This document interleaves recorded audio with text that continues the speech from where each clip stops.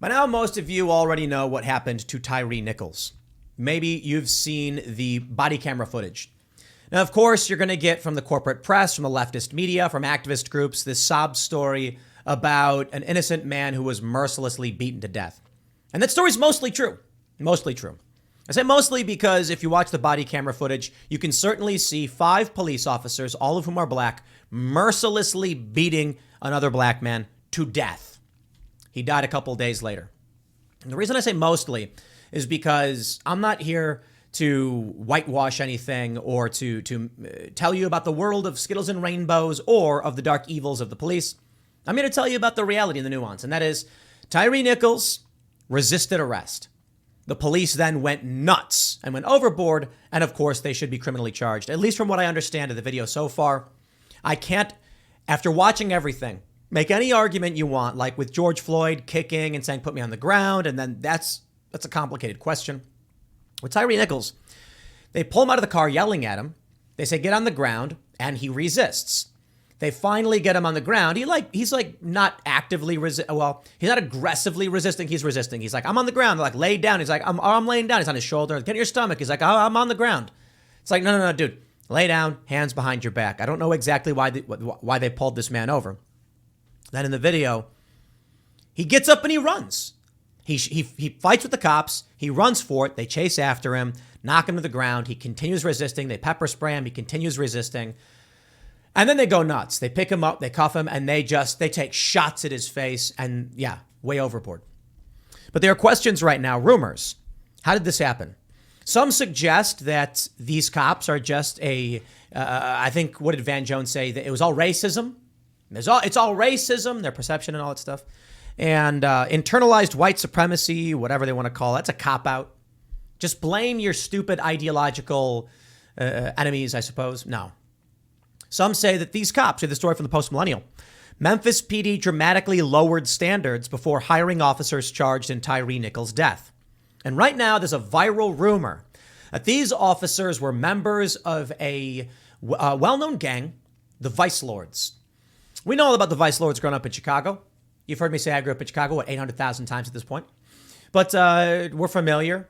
I've never had any crossings with any of these gang members. Where we were, it was the Popes, Latin Kings, and there were a bunch of other, strangely, a lot of these gangs used like Catholic names for some reason, like the Disciples, the Apostles, the Choir Boys. I'm kidding, there's no Choir Boys. That was a joke my friend made up.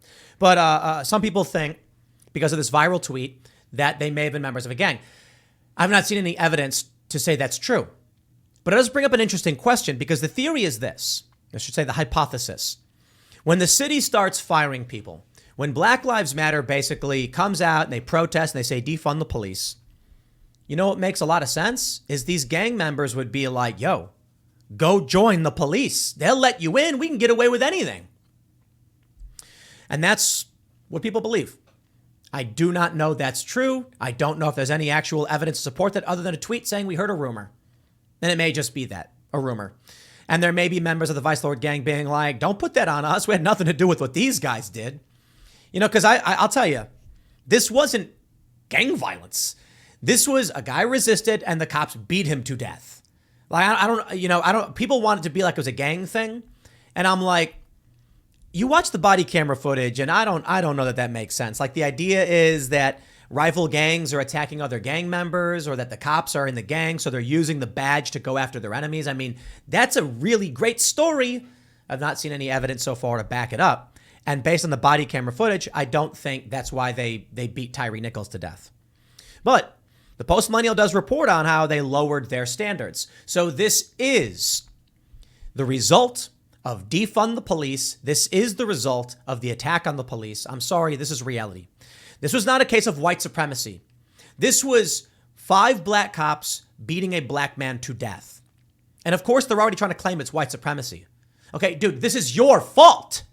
You go after the police and say disband them, defund them, and all that stuff. I say accountability. I say probably need more funding for training, probably need more police officers, probably need community intervention units, more money, not less. Fix the machine. Don't burn it to the ground, because then you'll get this. But they cause the problem, then they complain, We were right the whole time. No, dude, we hired these cops because you called this out. Now look where we are. Post-Millennial reports at least 2 of the 5 Memphis, Tennessee officers charged with the murder of Tyre Nichols were hired by the department after they dramatically loosened the requirements due to low application rates. According to an NBC News report, Tadarius Bean, Demetrius Haley, Emmett Martin III, Desmond Mills Jr., and Justin Smith all had been Memphis Police Department officers for just a few years when the fatal beating of the 29-year-old father occurred on January 7th. Bean and Haley, in particular, have only been on the force since August of 2020, after the department lowered the education standards.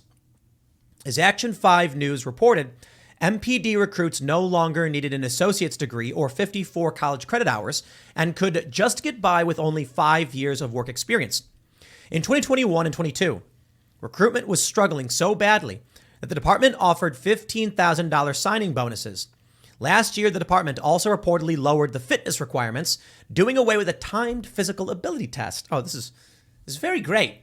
Have a bunch of sluggish officers, offer them a ton of money, and I don't know if I care about college, to be completely honest.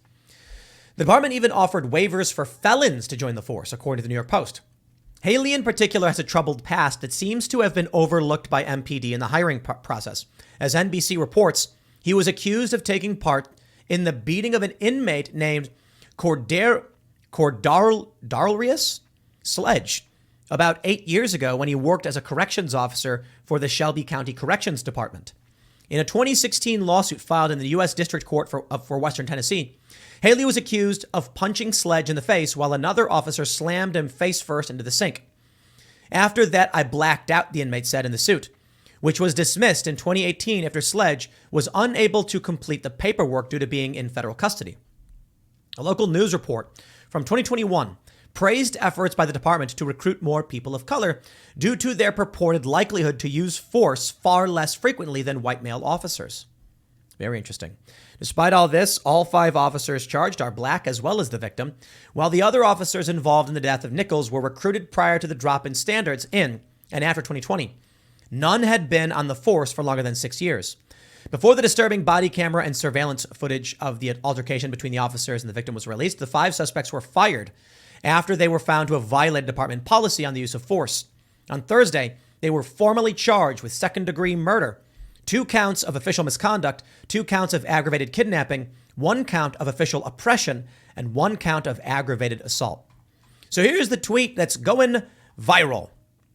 Lauren Witzke says, "We are investigating a tip that 3 of the 5 officers in the Memphis PD beating of Tyre Nichols were members of the Vice Lords gang and under their direction. Other gang-directed beatings were reportedly found on their phones. Recordings as proof of carrying out the beatings." This is just a tweet.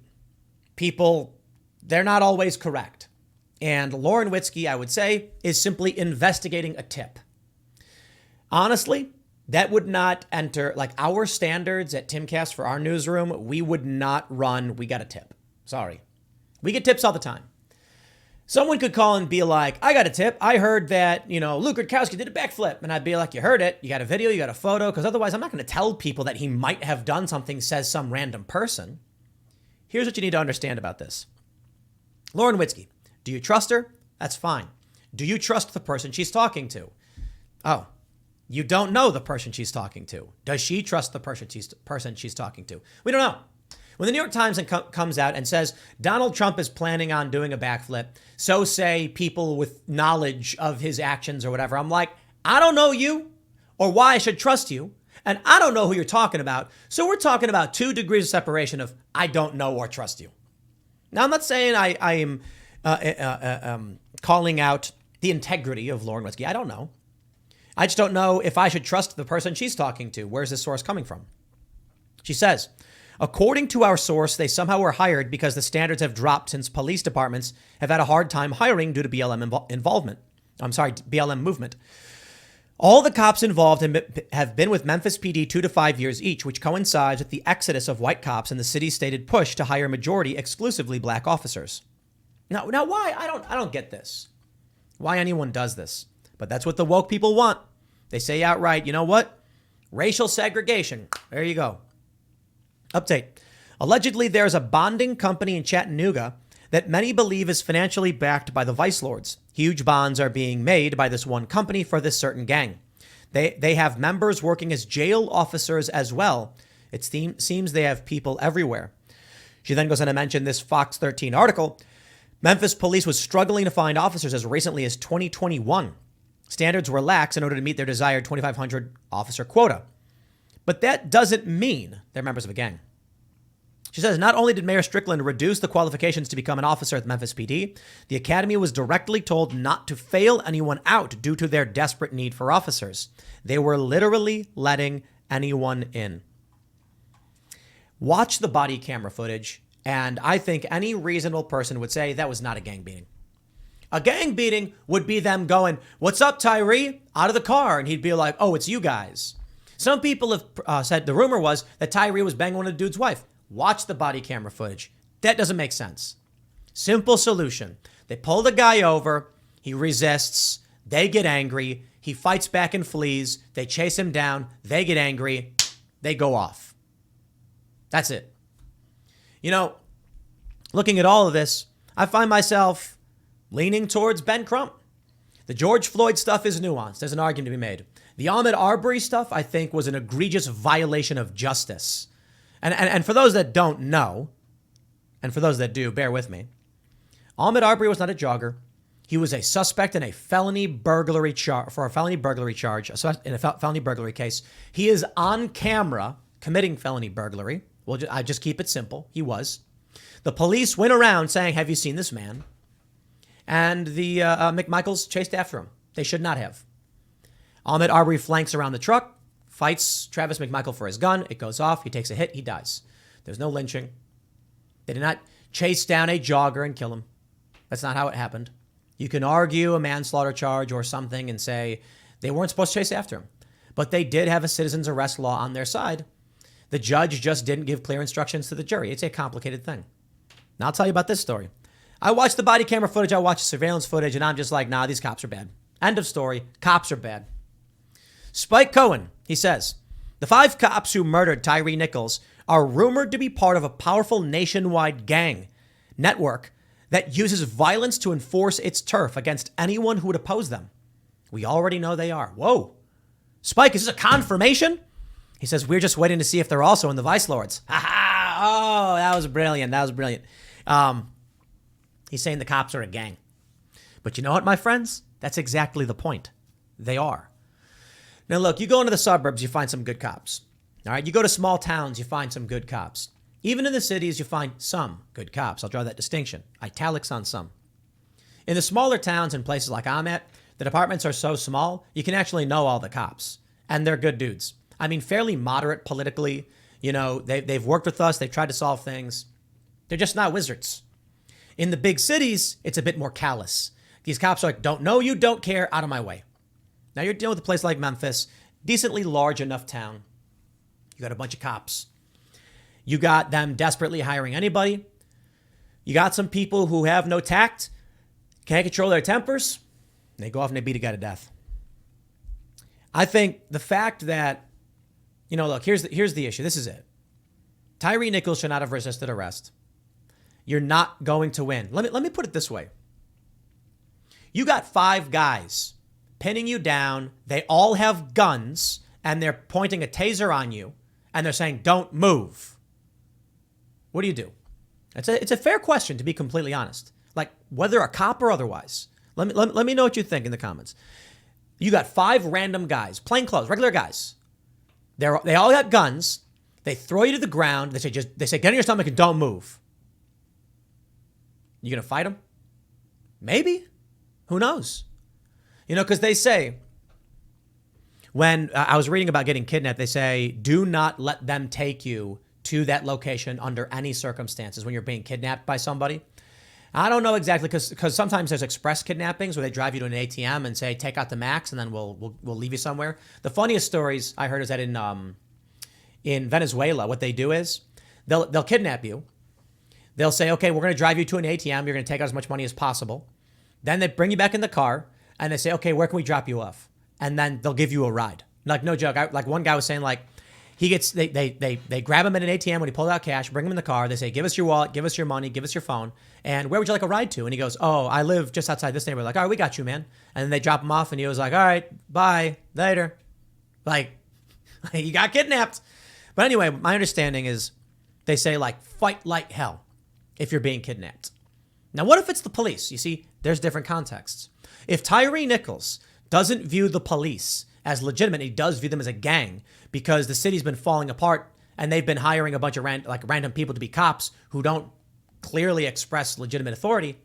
He might be thinking, I know these cops aren't legit. So what do?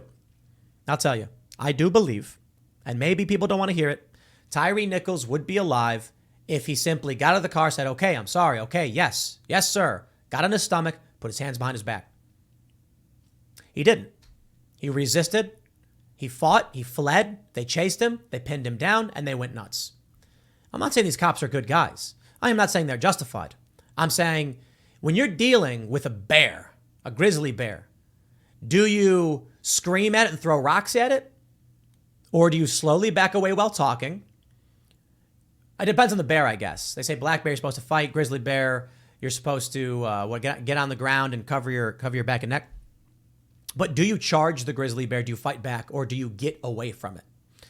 And depending on, I've seen a bunch of different, I'm not going to tell you exactly how you're supposed to deal with the bear because I don't know. But the video I watched is the guy slowly backing up with his gun, talking, saying, okay. And he's slowly backing away and say, you may be near the bear's babies. So what do? Do you say, screw you, bear? You're not going to tell me what to do? Or do you say, I'm getting away from this bear? We should not be in a society where you have to fear the police in that way. But, these cops are being criminally charged. It is what it is. But I do believe Tyre Nichols would be alive if he just got on the ground.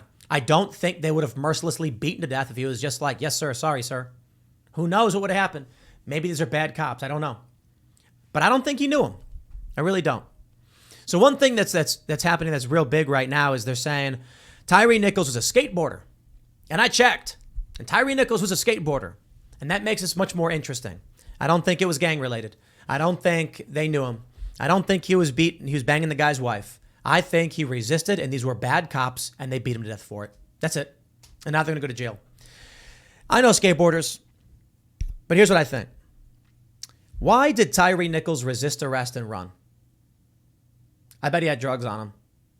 I bet he had some kind of drugs on him.